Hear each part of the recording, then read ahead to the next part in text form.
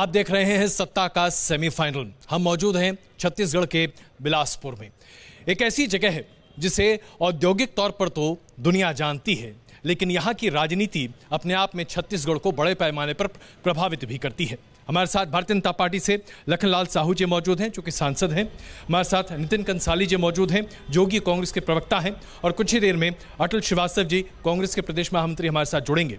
लेकिन इससे पहले कि हम चर्चा करें कि आज छत्तीसगढ़ में महत्वपूर्ण मुद्दे क्या हैं, आइए जरा एक कवि की जबानी ये समझें कि आखिरकार इस प्रदेश के लिए और देश के लिए क्या महत्वपूर्ण है। क्या कहेंगे आप? हमारे देश के लिए औद्योगिकरण बहुत अच्छा है, लेकिन उस पर हमारे बाकी कृषि भूमि का और दूसरे तथ्यों का ध्यान रखना जरूरी है। एक कविता सुनाता हूं मैं। दिन ब दिन बढ़ता पारा, कुदरती सुख जैसे स्वप्न आवारा, गर्मी गर्मी हाय रे गर्मी, जाने कब इसका रिटायरमेंट होगा, प्रगति परमानेंट होगा।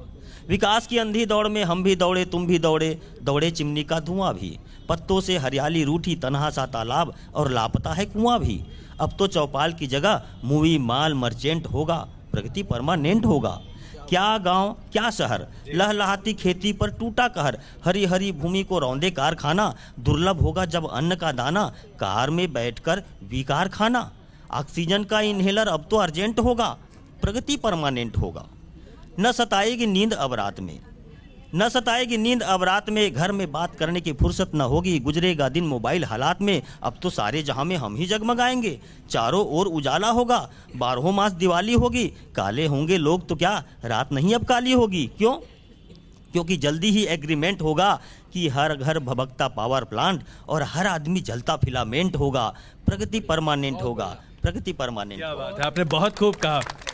तो सांसद महोदय, आपसे पहला सवाल यही है लखन जी कि क्या वाकई में सरप्लस इलेक्ट्रिसिटी की इस दौड़ में छत्तीसगढ़ को अपने कारखाने में तब्दील कर दिया है? देखिए, सबसे पहले तो मैं आप सबको और हमारे चैनल ने जो ये आयोजन किया है इसके लिए आप सबको बहुत बहुत बधाई देता हूं, धन्यवाद करता हूं। प्रगति के लिए औद्योगिकरण भी आवश्यक है, लेकिन प्राकृतिक सामंजस्य भी आवश्यक है। आप देखे होंगे जहाँ पर भी प्रकृति को नुकसान पहुँचाया गया है, वहाँ पर प्राकृतिक रूप से कई प्रकार की जो हम कल्पना नहीं कर सकते ऐसे घटनाक्रम घटे हैं। इसलिए मैं जहाँ तक समझता हूँ, प्रगति तो होना ही चाहिए, औद्योगिकरण भी होना चाहिए, लेकिन सामंजस्य के साथ होना चाहिए। हम उसको संरक्षण भी करें जी, और लोगों की जो सुख ये तो आइडियल बात होगी, लेकिन वास्तविकता यही है क्या जन सुविधा है उसको भी ध्यान में रखते हुए उन जन सुविधाओं को लोगों तक पहुंचाएं। लखनलाल जी, लेकिन क्या ये वास्तविकता है छत्तीसगढ़ की? आज जो प्रदूषण का स्तर छत्तीसगढ़ के तमाम शहरों में है, जो यहाँ पर लोगों को सांस नहीं आ रही है, तमाम अस्पताल की सुविधाएं न के बराबर होती चली जा रही हैं, आज छत्तीसगढ़ में हाल उतने अच्छे हैं नहीं जितना आप चाहते हैं कि हम विश्वास करें। देखिए, छत्तीसगढ़ में सबसे ज़्यादा वन संपदा है, जो औसतन वन संपदा अन्य राज्यों की है उससे ज़्यादा छत्तीसगढ़ में है, लेकिन उसका लगातार दोहन हो रहा है। दोहन होने का कारण सभी जानते हैं, कहीं पर रेलवे लाइन का विस्तार हो रहा है, कहीं पर सड़कें बन रही हैं, कहीं पर फैक्ट्रियाँ बन रही हैं, बहुत सी बिल्डिंग्स बन रही है। तो ये जो आवश्यकता है इसको भी पूर्ति करना जरूरी है जी। मैं जैसे कि कहा कि भाई छत्तीसगढ़ में अभी आप देखे होंगे दीपावली का जब सीजन चल रहा था जी, तो दिल्ली का चर्चा पूरे देश दुनिया में होता है। वहाँ लोग बाहर आकर मुझे दिल्ली से ज्यादा फर्क नहीं लगा। आप मेरी बात सुन लीजिए, जो प्रश्न किया उसका मैं जवाब दे रहा हूँ। दिल्ली की सड़कों में, मैं भी दिल्ली में रहता हूँ, जब सत्र चलता है, मीटिंग होती है, तो बार बार एक सांसद होने के नाते मुझे जाने का अवसर मिलता है। तो दिल्ली में जिस तरह से माहौल बनता है दीपावली के बाद, उस तरह से कि आप बाहर में भी नहीं रह सकते। मैं 2 दिन पहले एक वरिष्ठ जन जो 50 साल से वहाँ रह रहे हैं, वो टीवी में आप ही लोग दिखा रहे थे कोई चैनल में कि जब दिल्ली में दीपावली होता है तो 2 महीने के लिए, 1.5 महीने के लिए अपने शहर को छोड़ के बाहर चला जाता है। ये परिस्थिति दिल्ली का है, हमारे यहाँ वैसा परिस्थिति नहीं है।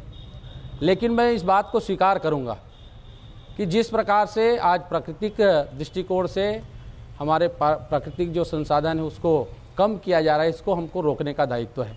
इसीलिए हम इस बार अपनी जन घोषणा पत्र में जो जैविक खेती का जो विषय है उसको हमने शामिल किया। 15 साल सरकार चलाने के बाद ये स्थिति है। नितिन जी, क्या आप वाकई में मंत्री जी के, माफ कीजिए, सांसद जी की सभी बातों से सहमत हैं?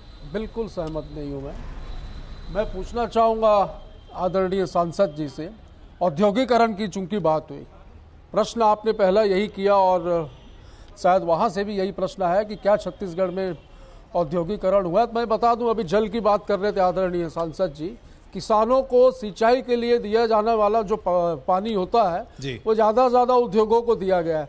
मैं आदरणीय सांसद जी से ये पूछना चाहूँगा, इन 15 वर्षों में माननीय मुख्यमंत्री जी ने, प्रदेश के माननीय मुख्यमंत्री डॉक्टर रमन सिंह जी ने अपने पूरे प्रशासनिक अमले के साथ कितनी विदेशों की यात्रा की और कितने MOU साइन किए। बहुत सारे फोटो हम देखते हैं यूं हाथ में पकड़ के कि हमने इतने 1000 करोड़ का MOU साइन किया, छत्तीसगढ़ में उद्योग लगेंगे, छत्तीसगढ़ का विकास होगा। मुझे बता दें कितने MOU साइन हुए और कितने यहाँ पर कल कारखाने खुले।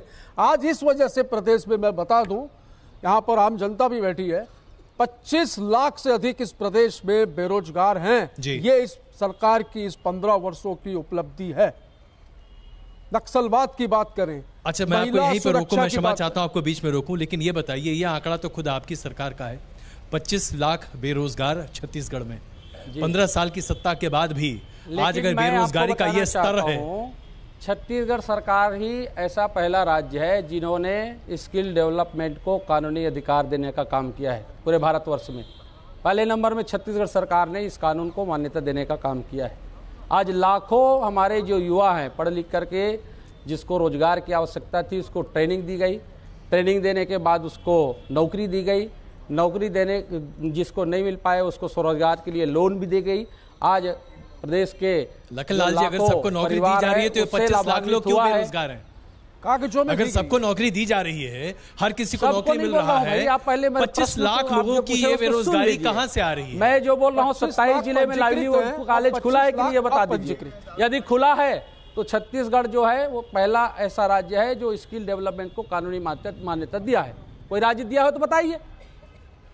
15 साल से आपके सरकार के बाद है हमारी आज अगर ये सरकार है तो दुनिया जान रही है। बिल्कुल, तो यही तो आप जनता जानना चाहेगी आपसे, बिल्कुल, कि आपने जो वायदे किए उस पर आप खरे उतर रहे हैं? बिल्कुल खरे उतर रहे हैं। चलिए आइए जरा जनता के बीच में ही चलते हैं, थोड़ा एक आध सवाल जनता के बीच में लूं। जी मैडम प्लीज बताइए, आप क्या पूछना चाहेंगे? सांसद ये बोल रहे हैं जनता, छत्तीसगढ़ की जनता को बेरोजगार से रोजगार मिल रहे हैं। मैं यही पूछ रही हूँ कि यहाँ सरकारी स्कूल कितना है और सरकारी दारू भट्टी कितना है?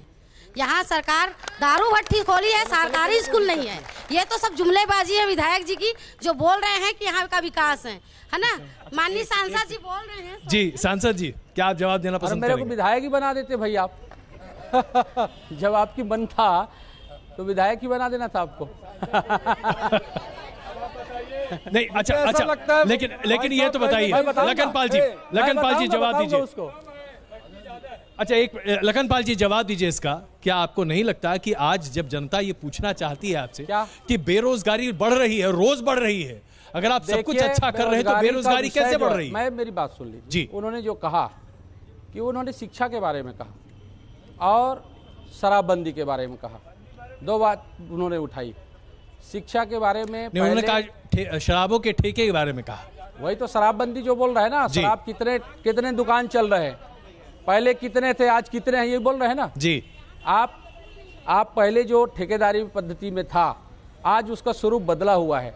आज उसमें जो समाज के अंदर जो अव्यवस्था थी, वो जो पंडे लोग यहाँ आकर के ठेकेदारी पद्धति में अपराध करते थे, उस पर नियंत्रण हुआ है।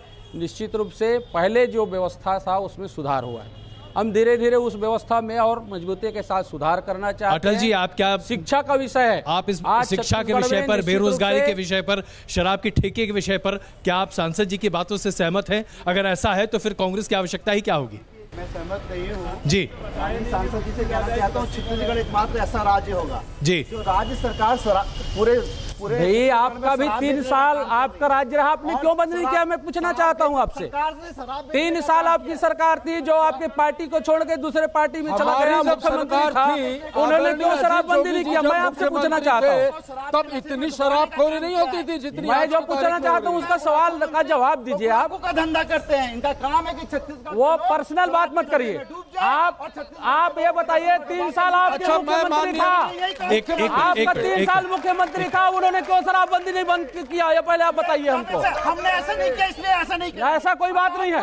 आप केवल आरोप लगा सकते हैं, केवल आरोप लगा सकते हैं। आपके नेता ने कहा जब सर्जिकल स्ट्राइक हुआ इस देश में तो हमारे सैनिकों को जो मान है उसको तोड़ने का काम किया, खून की दलाली करके उनको सैनिकों को बात करें, उसका जवाब दो, देश को जवाब दो। ऐसा नहीं होता, ऐसा नहीं होता। देश की जनता को जवाब देना पड़ेगा आपको। अच्छा चलिए, अच्छा अगर पड़ेगा। आप दोनों ने एक महत्वपूर्ण मुद्दा उठाया है, लखनलाल जी, लखनलाल जी, लखनलाल जी, आपने लखनलाल जी, देश की जनता को जवाब दो। अच्छा लखनलाल जी, लखनलाल जी, सैनिक जो है वो खून, लखनलाल जी, मैं आपसे एक सेकंड प्लीज, लखनलाल जी, लखनलाल जी, मुझे इस सवाल का जवाब दीजिए। लखनलाल जी, बिल्कुल आप जवाब दो। लखनलाल जी, मुझे इस बात का जवाब दीजिए। आपने यहाँ पर अभी मुद्दा उठाया सर्जिकल स्ट्राइक का। जी बिल्कुल उठाया है। नोटबंदी भी तो एक सर्जिकल स्ट्राइक थी। नहीं है सर्जिकल स्ट्राइक, उससे हाँ या ना? करना बिल्कुल अपमान है उसका। भारतीय जनता पार्टी का हर प्रवक्ता ये कहता था कि अर्थव्यवस्था पर नोटबंदी एक सर्जिकल स्ट्राइक है। क्या वो सर्जिकल स्ट्राइक था या नहीं? देश के लिए इस बात से मैं सहमत नहीं हूँ, मेरी पार्टी सहमत नहीं है। जी अटल जी, घोषित आपातकाल था वो, आपने निर्णय आम जनता पर थोपा। आने वाले समय में देश का सबसे बड़ा घोटाला। गलत बात, बिल्कुल गलत बात। आपकी सरकार कितना घोटाला किया, आपका कितने मंत्री जेल में रहे, आपके कितने मंत्री जेल में रहे, आपके राष्ट्रीय अध्यक्ष आज भी जेल में है, आपकी सोनिया गांधी जमानत में है, हेराल्ड मामले में जमानत, उसका जवाब दे देश के सामने। आप जवाब दो। और नोटबंदी जवाब दे ले जाना चाह रहे हैं, जवाब को देश दो। छत्तीसगढ़ियों की बात करिए, सांसद भी यहाँ से चुने गए। नितिन जी, आप स्थानीय मुद्दे की बात कर रहे हैं, मैं आपसे पूछना चाहता हूं, नोटबंदी के मुद्दे पर क्या स्थानीय लोगों को दिक्कत हुई, हाँ या ना? आप बिल्कुल उसका अपमान नहीं कर सकते। अच्छा जी, बिल्कुल नहीं अपमान कर सकते। अच्छा जरा, कोई चोर नहीं है, गलत बात नहीं, प्लीज व्यक्तिगत आरोप नहीं, आप बैठिए, व्यक्तिगत आरोप नहीं, नहीं, व्यक्तिगत आरोप नहीं। मैं आप सबसे आग्रह करता हूं, व्यक्तिगत आरोप मत लगाइएगा। राजनीतिक दल के कोई भी नेता को हमको चोर कहेंगे। देखिए, बिल्कुल मोदी जी को चोर कह रहे हैं, आपको हक नहीं है चोर कहने का। आपका जमानत अपराधी, आपके राष्ट्रीय अध्यक्ष, आपके राष्ट्रीय अध्यक्ष जमानत में है, अपराधी है। अच्छा अटल जी, अटल जी, अटल जी, अटल जी, अटल जी, मुद्दे पर आते हैं, प्लीज प्लीज प्लीज, हमें मुद्दे पर आने दीजिए, मुद्दे पर आने दीजिए। लखनलाल जी, लखनलाल जी, नहीं होता कोई प्रधानमंत्री देश का, हमने नहीं कहा अब तक। लखनलाल जी, लखनलाल जी, लखनलाल जी, लखनलाल जी, प्लीज अटल जी, अटल जी, मुझे इस बहस को आगे संचालित करने दीजिए। मैं चाहता हूं मुझे इस बहस को संचालित करने दीजिए प्लीज। मैं सिर्फ इतना जानना चाहता हूं। नहीं, ये गलत अपमान बात जो आया श्रीमान जी, हम इसको नहीं बर्दाश्त करेंगे। चलिए, आपने अपनी बात, अच्छा चलिए, सैनिक के अपमान की बात, एक मिनट, अच्छा एक मिनट, लखनलाल जी, लखनलाल जी, लखनलाल जी, इस बात का जवाब दीजिए। लखनलाल जी, इस बात का हमने किया है, हमने सम्मान बढ़ाया है। आज उज्ज्वला प्रधानमंत्री योजना के तहत महिलाओं का सम्मान बढ़ा है, हमारी बाल का लखनलाल जी, लखनलाल जी, क्या, अच्छा मैं आप दोनों से आग्रह करूं, आप दोनों अगर आपस में भिड़ते रहेंगे यहाँ पर हम कोई बात नहीं कर पाएंगे। लखनलाल जी, जो कहा, लखनलाल जी, लखनलाल जी, आप अगर लगातार बोलते रहेंगे, लखनलाल जी, लखनलाल जी, लखनलाल जी, अगर आप लगातार बोलते रहेंगे, जाहिर सी बात है, प्लीज एक मिनट मैडम, आप प्लीज जिस देश के लिए सैनिक अपना जीवन देते हैं। अच्छा चलिए, जिस देश मुझे ये बताइए कि अभी किस सैनिक का अपमान हुआ, करने का आपको हक ही नहीं है। किस सैनिक का अपमान और कहाँ हुआ? लखनलाल जी, लखनलाल जी, किस सैनिक के अपमान की बात आप कर रहे हैं? किसका अपमान कहाँ किसने किया बताइए? मैं इनके नेताओं की जो बयान है उसको बोल रहा हूँ। बताइए कौन सा बयान? इन्होंने कौन सा बयान? कौन सा बयान? गांधी जी ने कहा। कौन सा बयान? इस देश के जवान जो कौन सा बयान की स्ट्राइक किए वो खून के दलाली कर रहे हैं, वो क्या राहुल गांधी ने ये कहा था? जवाब दे। क्या राहुल गांधी ने ये कहा था? क्या राहुल गांधी ने ये कहा था? बिल्कुल कहा था। चलिए आइए मैं जनता के बीच चलता हूँ, एक मिनट। नहीं, एक सेकंड जरा, एक मिनट। आप जरा मुझे ये बताइए, क्या आज छत्तीसगढ़ में चोर नहीं है, नौजवानों को नौकरी मिल पा रही है? क्या आज यहाँ पर स्थिति कैसी है? जरा सवाल सुनिए, जनता का सवाल सुनिए। आज छत्तीसगढ़ में नौजवान को नौकरी तो मिल नहीं रही है, जगह जगह दारू पिलाकर और उनको बॉर्न फिक्स का नशा कराकर ये आज की युवा पीढ़ी को पूरा बेरोजगार और बेकार बना रहे हैं। तो कहाँ गए थे भाई साहब? इनके से पूछा 3 साल में क्यों बंद नहीं किया? अच्छा, एक बात बताइए, आज सुनिए लखनपाल जी, इस बात का जवाब तो आपको देना पड़ेगा। पिछले 15 साल से आपकी सरकार है, केंद्र में आपकी सरकार है, केंद्र में 4-4.5 साल से हमारी बिल्कुल। अब ऐसा बताइए कि आप 15 साल पहले की सरकार पर क्या आरोप लगा रहे हैं?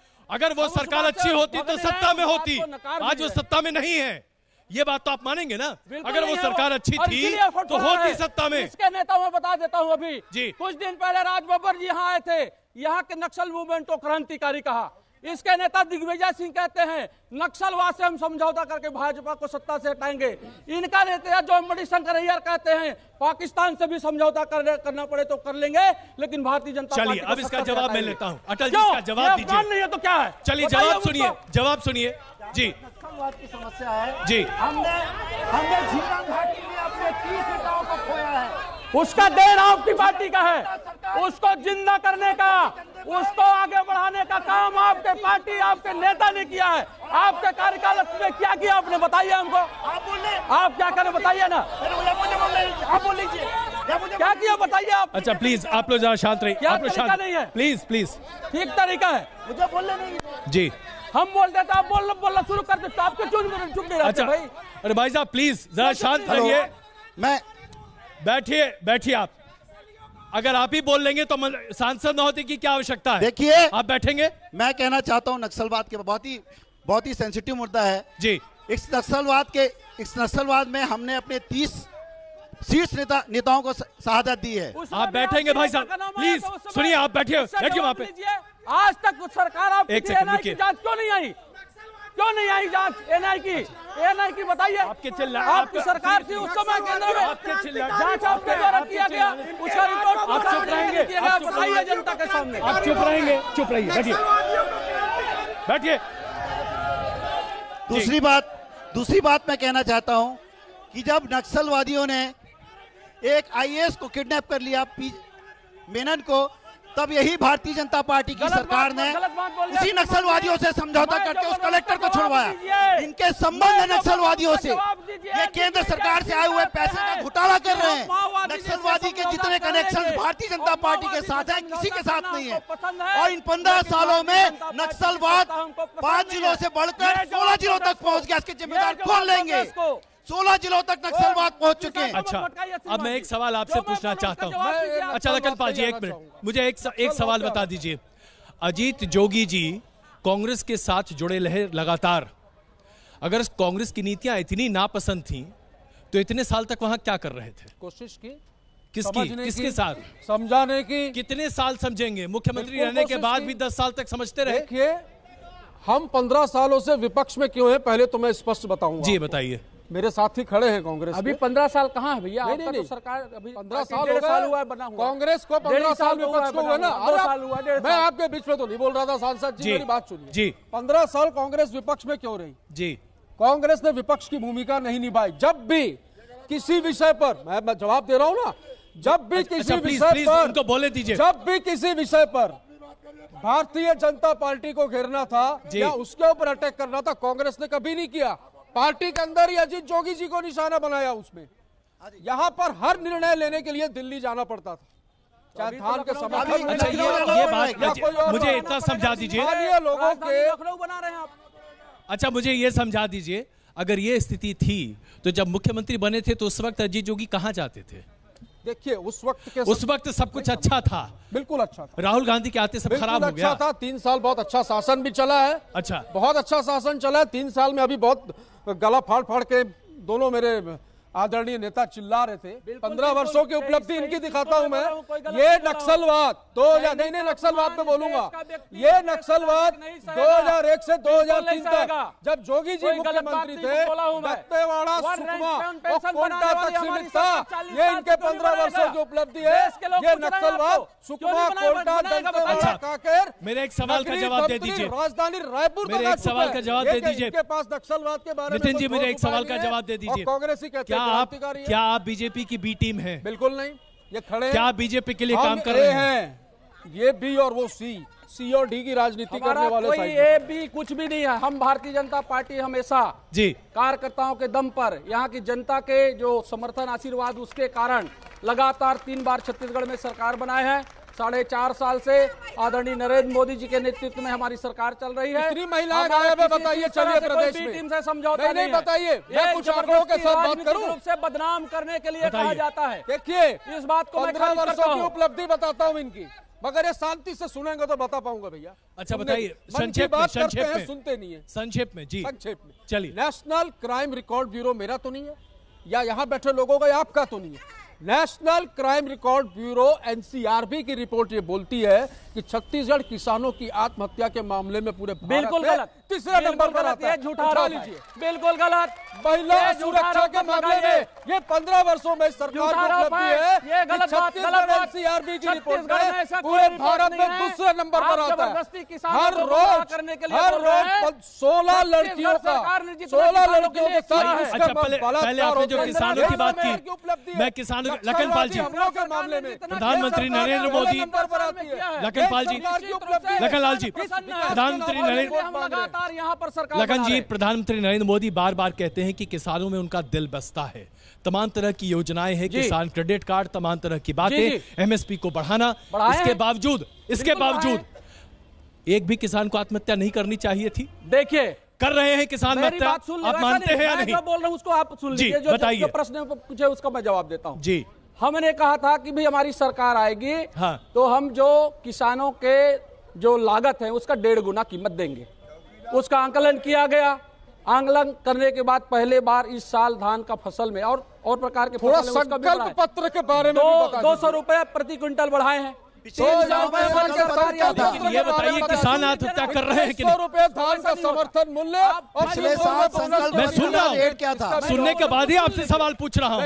और मैं सिर्फ ये जानना चाहता हूँ, हाँ बताइए, कि जिस देश में हर कोई किसान की राजनीति करता है, ऐसा नहीं है। नहीं, मैं केवल छत्तीसगढ़ की बात नहीं कर रहा।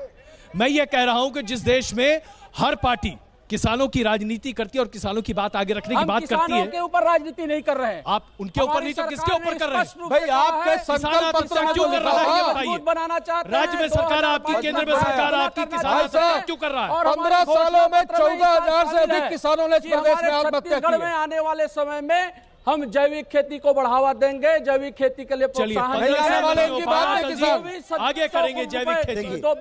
जहाँ तक किसानों की बात है, हमारी सरकार ने धान बोनस में माननीय सांसद महोदय मैं बोल लूं, माननीय सांसद महोदय मैं बोल जवाब दीजिए इसका।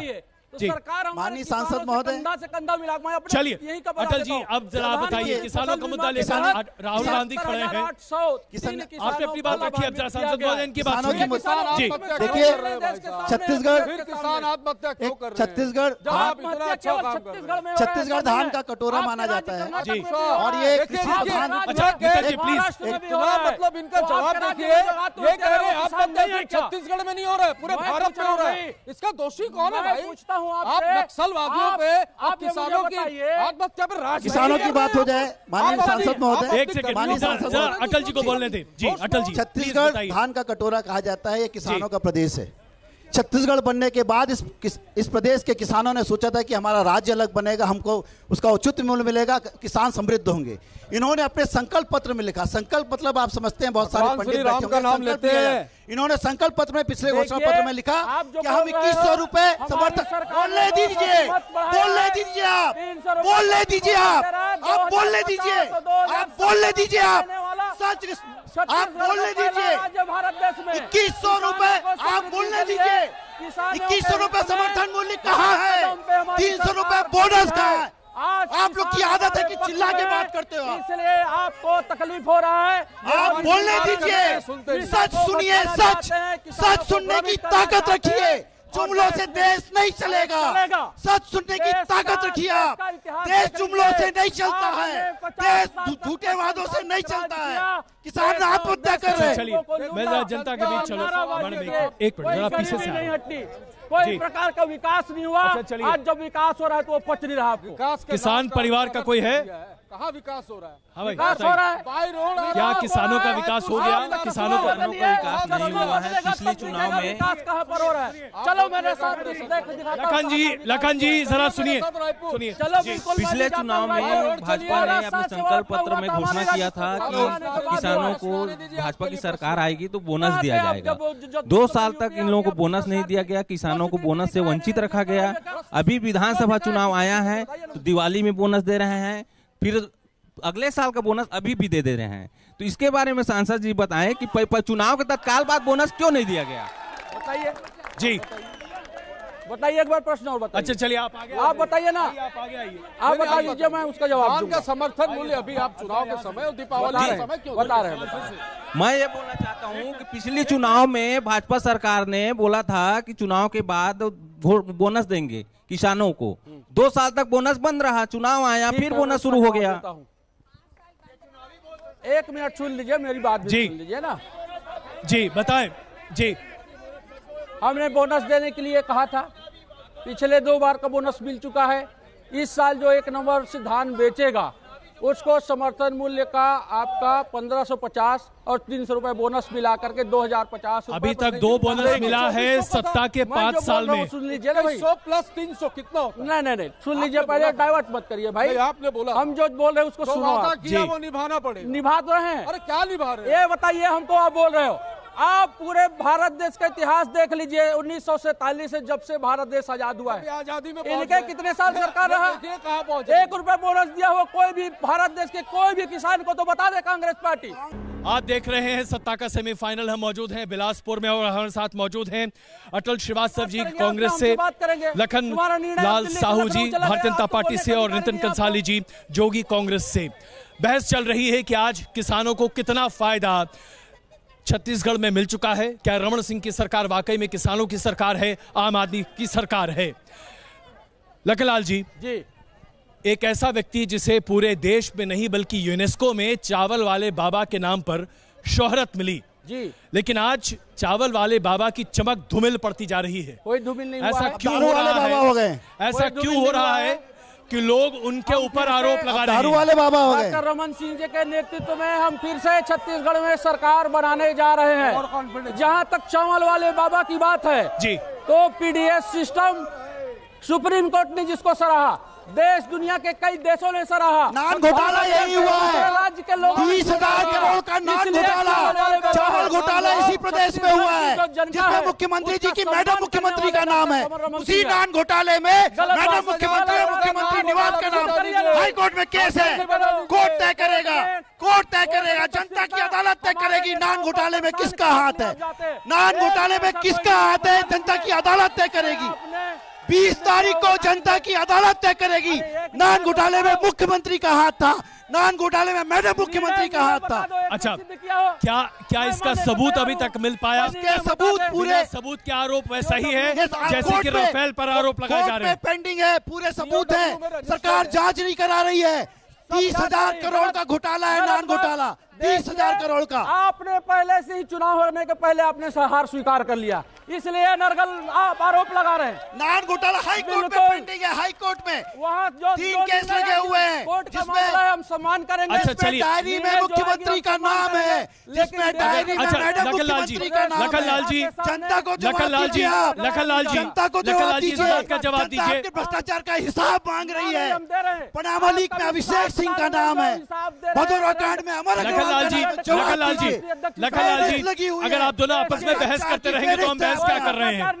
लखनलाल जी, लखनलाल जी इस मुद्दे पर आइए, हम मानने को तैयार है। अच्छा ये बताइए लखनलाल जी, केवल आपने सीधा करने से माइक से आपके नेता आरोप लगा दे तो आरोप हो जाएगा, तो ठीक है। अच्छा ये बताइए, जब भी आरोप लगते हैं तो भारतीय जनता पार्टी ये क्यों कहती है कि सिर्फ आरोप लगाने से काम नहीं चलेगा? यही काम तो पहले भी होता था ना। 2G घोटाले की बात की गई, जी कुछ भी घोटाला सामने नहीं आया। अभी वो न्यायालय कहाँ है? अभी न्यायालय में है। वैसे ही राफेल के मामले पर तमाम रमन सिंह के ऊपर लगे आरोपों के मामले पर सीबीआई की बात क्यों कही जाती है? आप सांसद है, 2G हो गया उसका निर्णय, हो गया है, उसका निर्णय हो चुका है, उसका निर्णय हो चुका है। अच्छा चलिए, मैं जरा जनता के बीच चलता हूं। आज ही पेपर में आया है आपके नेता का आपको लगता है कि जो सरकार अभी है राहुल वो एक ऐसी सरकार है जो जनता के हित में काम कर रही है, आपके हित में काम कर रही है? अरे आप अमित शाह तड़ी पार क्यों घूम रहा है? अमित शाह भी तो तड़ी पार है गुजरात का, अमित शाह भी तो तड़ी पार है। जरा सा भी पेशेंस नहीं है कि यहाँ पे क्या बात कर रहा है। And some people are really uneducated कि वो इतना चिल्ला के बात कर रहे हैं। आप सीधे सवाल बताइए, और क्या सवाल है आपका? जी यहाँ अभी 15 साल से जब भाजपा सरकार है, बेसिक नीड्स तो ये दे नहीं पाई है, बेसिक नीड्स फुलफिल नहीं कर पाई है, तो ये और किस चीज की उम्मीद कर रही है? बेसिक भी नहीं हो पा रहा।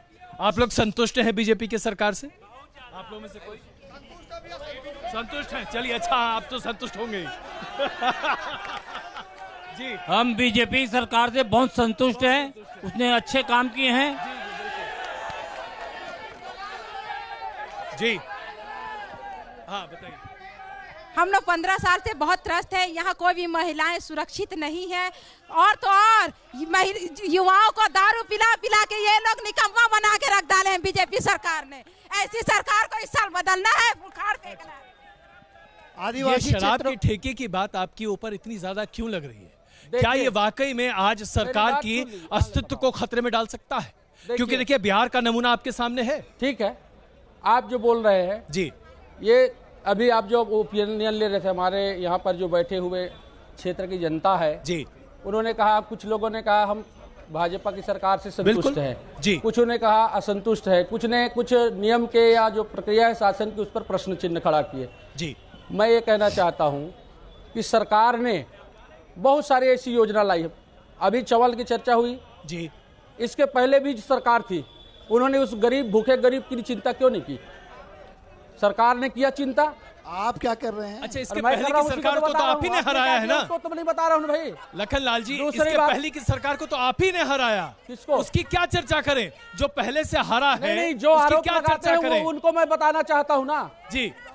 आज पूरे प्रदेश के अंदर, देश के अंदर जिस प्रकार से गरीबों के हित में निर्णय हो रहा है, किसानों के हित में निर्णय हो रहा है, युवाओं के सम्मान के हित में निर्णय हो रहा है, महिलाओं के सम्मान के हित में निर्णय हो रहा है, इसलिए विरोधी दल के पास कोई मुद्दा नहीं बचा। अब मुद्दा नहीं है तो जनता को भ्रमित करने के लिए 30,000 आरोप लगाना, यहाँ की जनता को भ्रमित करने के लिए तरह तरह के आरोप लगाना, हमारे स्वच्छ छवि के नेताओं को बदनाम करने की कोशिश करना, यही महिलाओं की सुरक्षा नहीं कर सकते। उनके सहयोगियों के पास है। ये महिलाओं की सुरक्षा कैसे करेंगे? प्रधानमंत्री खुद अपने घर की महिला को नहीं सुरक्षित कर पाया। अच्छा चलिए, मैं ये आखिरी सवाल आप सबके सामने रख रहा हूं। आप तीन पार्टियां यहां पर हैं और आप तीन दावेदार हैं सत्ता के। शुरुआत मैं आपसे करता हूं क्योंकि पिछले 15 साल से आप विपक्ष में हैं। मुझे सिर्फ 1 मिनट में, क्योंकि मेरे पास उससे ज्यादा वक्त नहीं है, सिर्फ 1 मिनट में बताइए कि छत्तीसगढ़ में 2 बड़ी बातें आप क्या कर सकते हैं? छत्तीसगढ़ में सबसे पहला और सबसे इंपॉर्टेंट काम है, महत्वपूर्ण काम है कि छत्तीसगढ़ में किसानों को उनका पूरा उचित मूल्य मिले, 2500 रुपए उनको समर्थन मूल्य मिले और 300 रुपए बोनस। झूठा बोल रहे हैं। दूसरा, आज तक दिया बोलने दीजिए आप, बोलने दीजिए आप, क्या बोलोगे आप? बोलने दीजिए, आपको मिलेगा समय 1 मिनट का। दूसरी महत्वपूर्ण बात, जो किए नहीं क्या करोगे? दूसरी महत्वपूर्ण बात, छत्तीसगढ़ के बेरोजगारों को जो आउटसोर्सिंग से यहाँ पर भर्ती की जा रही है, छत्तीसगढ़ के बेरोजगारों को रोजगार उपलब्ध कराना चाहिए। 2 महत्वपूर्ण बातें हैं जी। चलिए, छत्तीसगढ़ को आपके हिसाब से 2 बड़ी बातें जो पिछले 15 साल में आप पूरी ना कर पाए। देखिए, हमारी सरकार ने सभी प्रकार की योजनाओं को क्रियान्वित करने का काम किया है जी। आज अधोसंरचना के मामले में छत्तीसगढ़ तेज गति से आगे बढ़ रहा है, इसमें कोई संदेह नहीं। आप देख लीजिए, आपने जो वायदे किए वो पूरा कर दिया? लगभग हमने पूरा किया है। जो वायदे किए पूरा कर दिया? हमने 100% पूरा किया है। आप क्या करते हैं? और जो वादा कर रहे हैं उसको भी चलिए, मुझे आखिरी बता दीजिए 2 बड़ी बातें जो आप करना चाहते हैं आपकी सरकार। कम से कम 13 बड़ी बातें, लेकिन आप 2 ही बोलने देंगे? सिर्फ 2। हमारी सरकार बनने पर हमने जो हमारे आदरणीय अध्यक्ष अजीत जोगी जी ने जिस बात की घोषणा की है शपथ पत्र में कि हमारी सरकार बनने पे सबसे पहले हम किसानों की धान का समर्थन मूल्य जो 2500 रुपए क्विंटल देंगे, साथ ही अरे झूठ तो आपने देखिए, मुझे बोलने दीजिए, और किसानों का जो कर्जा है वो माफ करेंगे जी, बेरोजगारों को रोजगार देने के लिए हमने नीति बनाई है, सरकारी नौकरियों में 100% स्थान, तो आपकी बहुत बड़ी घोषणा हो गई, 90%। दो बड़ी बातें, बेरोजगार और किसान, यही बनता चल रहा है। इसके अलावा इसमें कोई शक नहीं है कि आज इस प्रदेश हर कोई वायदे एक ही जैसा करता है, लेकिन क्या जनता वाकई में सिर्फ वायदों पर भरोसा करती है? जाहिर सी बात है, जनता तय करती है सरकार किसकी बनेगी।